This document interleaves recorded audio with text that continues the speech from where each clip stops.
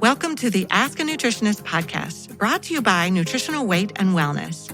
We are thrilled to have you join us today as we discuss the connection between what you eat and how you feel, and share practical, real-life solutions for healthier living through balanced nutrition. Now let's get started. Hello, and welcome to Dishing Up Nutrition's midweek segment called Ask a Nutritionist. My name is Leah. I'm a registered and licensed dietitian with Nutritional Weight and Wellness. And on today's show, I will be answering a few related nutrition questions about one particular topic that we received from our Dishing Up Nutrition listeners. So this particular listener says, I recently read that cooking vegetables reduces or destroys vitamin content by as much as 50%. So this person asked, number one, is that true? And number two, are the vitamins leached into the water? So this is true when boiling vegetables, or does heat of any kind denature the vitamins so there would be vitamin loss no matter the cooking method, whether it's steaming, grilling, sauteing? So there's a couple of parts to this question. These are really great questions. I love this. So to address that first question, is that accurate? I would say yes, no, and it depends. So, super specific answer. I know I'm sure people love that answer, but we're gonna dive into this a little deeper. The thing is, when we cook foods, there is a trade-off. So when we heat and cook food, yes, there is going to be some nutrient loss or nutrients that are wasted, no matter what, no matter the cooking method. But on the flip side, there are other nutrients in food that are actually enhanced or they're made more available to the body when we cook our food. Before I forget too, let's not forget that when we cook our food, there is a safety consideration also. So we lessen the risk of foodborne pathogens making it into our body, and that's always a plus. I think anybody who's ever been a victim of food poisoning will agree that that is not one way to retain nutrients in our body. So when we cook foods, there is that safety consideration in addition to what are we getting in terms of nutrient content out of our food. So when we think about cooking food in general, cooking makes food more easily digestible. So, and the way I explain it to clients is, in a sense, cooking pre-digests our food for us because it starts to break down some of the bigger structures in food, like proteins or some of the fibers or some of the cell walls that are in our plant foods. And when we are able to do that, not within our own bodies, but outside our bodies to begin with, we're able to extract more energy and more nutrients out of that food.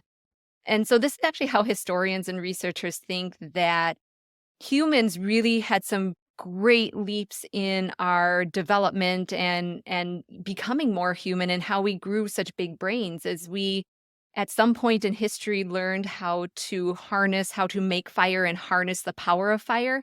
So then we started cooking the animals that we hunted and the plants that we gathered. And that then we were able to get more nutrients out of our food by doing this with less effort than it was before. So it just meant a huge leap in development for our early ancestors. Just a couple little tidbits historically about how that came about. So when we think about nutrients that are lost or they're degraded when we cook our foods, especially thinking about vegetables, because this particular question was about vegetables. The big ones that we think about are vitamin C and a lot of the B vitamins. We also think about some of the polyphenols, which are just plant compounds that have some antioxidant properties to them. So there is research there that says, yes, boiling vegetables, for example, can lead to as much as a 40 to 55% loss of vitamin C, compared to steaming vegetables may only cause a loss of 8 to maybe 15% or so of that vitamin C loss. And the B vitamins are thought to be similar. And this makes sense because both vitamin C and all of our B vitamins are water-soluble vitamins, which means they get absorbed by water and then they follow water where it goes. So when we say boil vegetables and we heat up those vegetables, that vitamin C and those B vitamins are going to go where most of the water is, which is outside of the vegetables. And this may not be a big deal if we're going to then consume that cooking liquid. So if you think about soups or stews, where we are kind of boiling those foods, but we're usually going to eat the broth or the liquid that goes along with that, then we're still probably getting a fair amount of that vitamin C and those B vitamins and some of those polyphenols.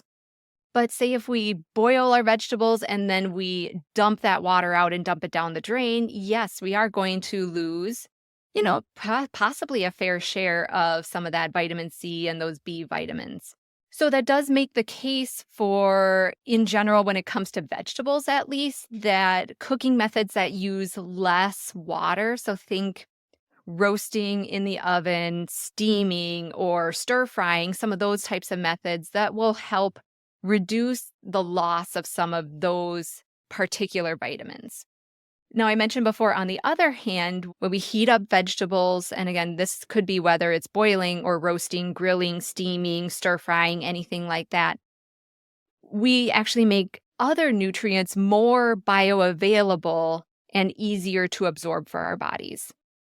So this is because heat, as I mentioned before, kind of starts that breakdown process of the cell walls in that vegetable. And the heat and the cooking starts to deactivate some of the components in plants that prevent us from being able to absorb some of our nutrients and some of our minerals. So some people may have heard of phytic acid. Again, this is a naturally occurring plant compound, but it binds up to some of those minerals really tightly. So unless we do something to reduce the phytic acid, so again, cooking our food or soaking or sprouting and things like that, that phytic acid will not allow us to get access to some of those minerals. So this tends to be, again, like more of the case for minerals. So think zinc, iron, magnesium, potassium, calcium, a whole host of other minerals in there. So cooking, heating our vegetables, and starting that digestion process actually will help make some of those minerals more bioavailable, so just more easily accessed and absorbed by our bodies. And heat also tends to increase antioxidants in food. So think lycopene. Like most people have heard of lycopene in tomatoes. It's kind of what contributes to some of that red color. Carotenoids in carrots. These are examples of some of those antioxidants. And so we increase the amount and the bioavailability of those antioxidants when we heat and cook those foods. And those antioxidants are so important for fighting inflammation and for cancer prevention and for our immune system to be tuned up and ready and so many other things. As I mentioned before, again, think trade-offs. Yes, we may be losing some specific nutrients in the process of heating and cooking our foods and cooking our vegetables, but we also are likely increasing the availability of some other nutrients in our food. And let's not forget, we've talked about this before on Dishing Up Nutrition, but adding healthy fats. So whether that is during the cooking process or after our vegetables have been cooked, adding healthy fats like butter, olive oil, avocados, all sorts of healthy fats will help with the absorption of many nutrients and antioxidants as well. So again, don't hesitate to use some of those good healthy fats somewhere along the line in that cooking process. So yes, to summarize, yes, cooking vegetables, any method is going to lead to some loss of those nutrients. We think about it more for vitamin C and some of the B vitamins, but it makes some other nutrients more bioavailable. We can make the case that, boiling vegetables, maybe that should be saved for if we're doing something more like soups and stews and something that is a higher liquid content. And that when it comes to vegetables, using drier methods of cooking will help preserve the most nutrients out of those foods. And just to throw it in there too, there are benefits to having some raw vegetables in the mixture. I know we didn't necessarily, that wasn't part of the question, but raw vegetables have their benefits also. Again, just because sometimes we lose certain compounds, certain enzymes, certain nutrients when we cook our foods. So getting a nice balance of having some cooked foods and some raw foods in there, you're going to get really a whole plethora of benefits just by kind of having a mixture of those things in there. So hopefully that answers that question and just kind of clarifies some of what that reader had or what that listener had read. So I want to thank you all so much for listening to Dishing Up Nutrition's Ask a Nutritionist. And just know, if you have a nutrition question that you would like us to answer, we invite you to join our Dishing Up Nutrition Facebook community by searching Dishing Up Nutrition on Facebook. This is a private group. It is moderated by nutritional weight and wellness nutritionists and nutrition educators, and it provides our community with a safe and supportive place to ask questions, share ideas, and just get inspired. And once you're a member of the community, we invite you to join the conversation, and don't be shy to ask questions. If you have one or if you have many, let us know. We look forward to hearing from you.